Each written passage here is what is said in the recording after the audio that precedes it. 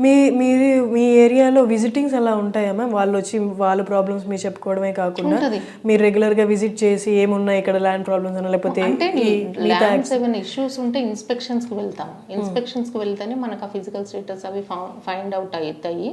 మిగతా ఇష్యూస్లో వాళ్ళు వచ్చి మనకి ఎక్స్ప్లెయిన్ చేసినప్పుడు వాళ్ళ గ్రీవియన్స్ వినడం, రిజాల్వ్ చేయడం జరుగుతుంది. ల్యాండ్ ఇష్యూస్లో వెళ్ళడం జరుగుతుంది. ఓన్లీ ల్యాండ్ ఇష్యూస్లో మనం ఇన్స్పెక్షన్కి మీరు ఇన్స్పెక్షన్కి వెళ్తారు. అదే కాకుండా మేము ఇంకా కళ్యాణ్ లక్ష్మి, షాదీ ముబారక్, గవర్నమెంట్ ఇంప్లిమెంట్ చేసే ఎన్ని పాలసీస్ అన్ని మా ద్వారా చాలా వరకు 50% ఇంప్లిమెంట్ అవుతాయి. ఇప్పుడు ఎగ్జాంపుల్ 58, 59 జియో రిజిస్ట్రేషన్స్ కానీ ఇట్లాంటి మనకి బెనిఫిట్స్ కానీ పెన్షన్స్ ఒకరు ఆసరా పెన్షన్స్ లాంటివి ఎంపీడీఓ గారు కొన్ని ఇష్యూస్ ఎంపీడీఓ చూస్తున్నారు. మిగిలిన maximum issues MRO.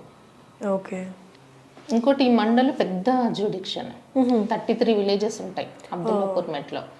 So jurisdiction wise చాలా పెద్దది.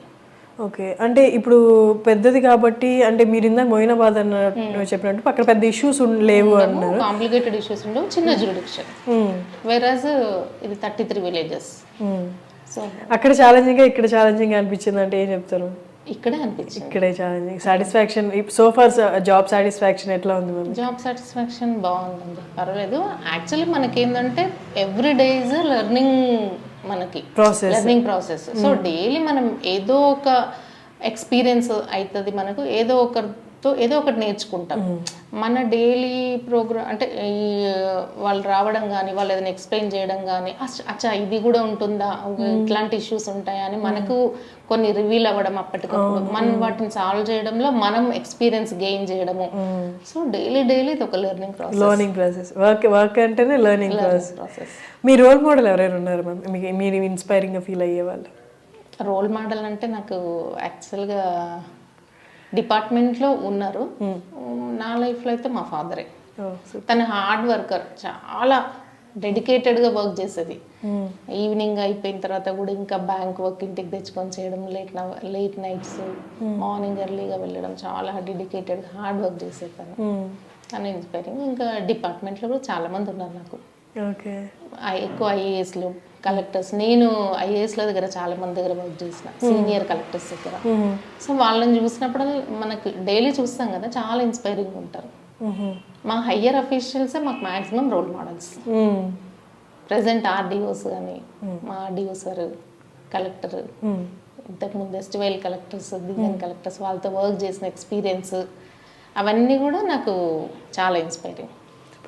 మ్యామ్ మీ వర్క్లో అంటే మీ గోల్స్ కానీ లేకపోతే కొత్తగా అంటే ప్రతిరోజు ఒక్కొక్క ఇష్యూ చూస్తుంటాము, బట్ అప్పుడప్పుడు ఒక థాట్ వస్తుంటుంది కదా మేడం, మేబీ ఇలాంటిది ఏదైనా ఇంప్లిమెంట్ చేస్తే కొన్ని స్ట్రీమ్ లైన్ అవ్వచ్చేమో.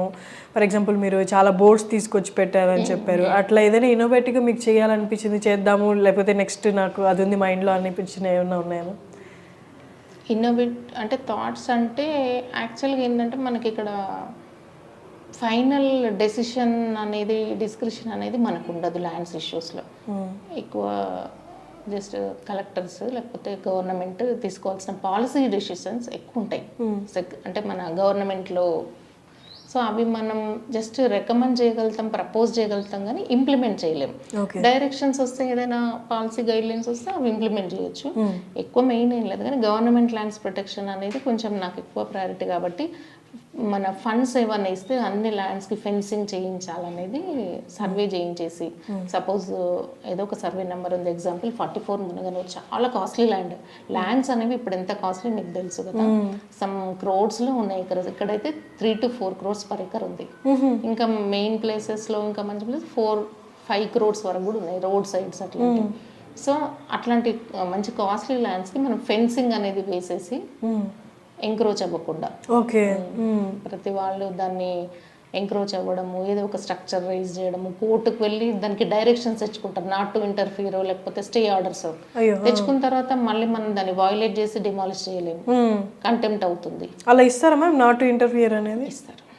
అంటే ఏ కేసెస్లో ఇస్తారు మేడం నాట్ టు ఇంటర్ఫియర్? వాళ్ళ దగ్గర ఏదో ఒక పాత డాక్యుమెంట్స్ ఉంటాయి, అవి ఆల్రెడీ కండిషన్స్ అవి వైలేట్ చేసి ఉంటారు, అసైన్మెంట్ లాంటి కండిషన్స్ ఉంటాయి మా దగ్గర పీఓటీ యాక్ట్ కింద. అవి రెజ్యూమ్ చేసుకొని మనం ఆల్రెడీ పొజిషన్ తీసుకున్న తర్వాత కూడా వాళ్ళు పొజిషన్ వెకేట్ చేయకుండా పొజిషన్లోనే ఉండి మళ్ళీ దాన్ని ఫర్దర్ ట్రాన్సాక్షన్స్ చేసేస్తారు, చేసి అక్కడ పొజిషన్లో ఉండడం. అట్లాంటి వాటిలో కొంచెం ఫెన్సింగ్ అట్లాంటివి చేస్తే గవర్నమెంట్ ల్యాండ్స్ ఇంకా బాగా ప్రొటెక్ట్ అవుతాయి.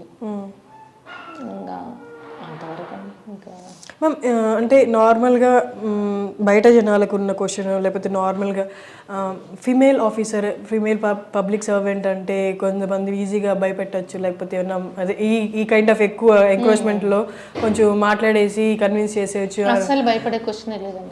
అట్లా ఏమైనా వచ్చారా మ్యామ్? ఎవరైనా వస్తారు, అంత ఈజీగా మనం కూడా ఏమి వాళ్ళను చెయ్యం కదా, మనం గట్టిగా వాయిస్ మనం కూడా మాట్లాడితే కరెక్ట్ రూల్ పొజిషన్ మాట్లాడితే వాళ్ళు మాట్లాడలేరు. బట్ అట్లా వాయిస్ రేజ్ చేయడానికి అంటే ఆ కైండ్ ఆఫ్ ఇమేజ్తో వచ్చిన వాళ్ళు ఉన్నారా ma'am?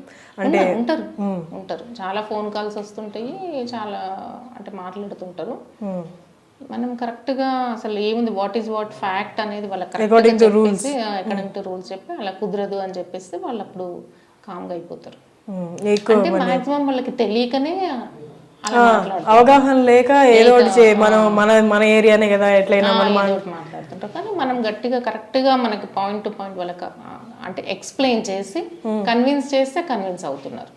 Okay, thank you so much ma'am. మీరు ఇంత బిజీ స్కెడ్యూల్లో కూడా మాకు కొంచెం టైం ఇచ్చి మాతో మాట్లాడినందుకు థ్యాంక్స్ అలాట్ మ్యామ్. ఈసారి కొంచెం ఎక్కువ సేపు మీతో ఇంటర్వ్యూ చేయాలని కోరుకుంటున్నాం, మీ టైం పర్మిట్ చేస్తే. But thanks a lot ma'am. Welcome.